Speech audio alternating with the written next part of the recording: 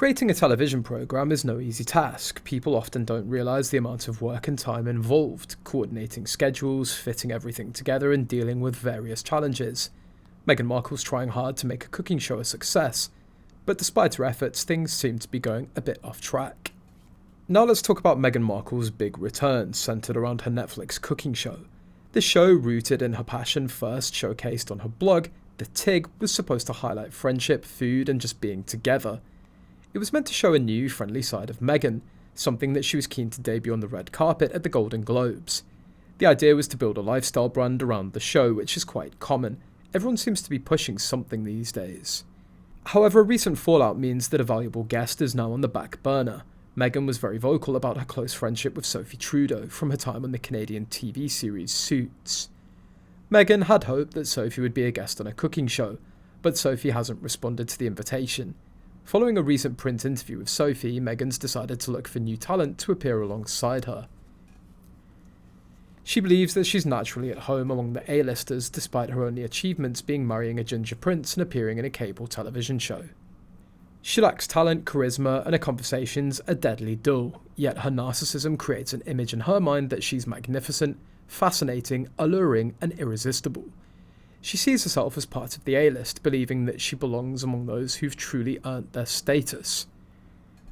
Along comes Heat magazine, adding more misery by detailing the A-list friends who've ditched Meghan and Harry. They say friendship is the one ship that never sinks, but for Meghan it's a different story. As the new year begins, they find themselves without their high-profile friends, so where did it all go wrong? Let's rewind to 2018, when the Windsor-Sussex wedding was the hottest ticket in town. Celebrities flocked to see Harry and his wife get married at St George's Chapel, Windsor. Many came because it was a royal wedding, not because of her, but she deluded herself into thinking that they came for her. Among the famous attendees were David and Victoria Beckham, George and Amal Clooney, Oprah Winfrey and Serena Williams. These connections gave the Sussexes the social clout that they needed. Moving to the United States 2 years later, they tried to ingratiate themselves into exclusive circles. Meghan attempted to be seen with Gwyneth Paltrow, Cameron Diaz and others, but it was just a paparazzi shot. They made public appearances at Beyoncé's concert and Kevin Costner's fundraiser, but their repeated attacks on the royal family have cost them dearly.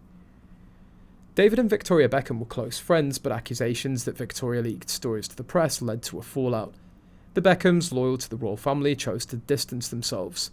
Similarly, George and Amal Clooney, uncomfortable with the Sussexes' royal bashing, have also pulled away. They didn't invite the Sussexes to their Albie Awards and have shown their solidarity with the royal family in other ways.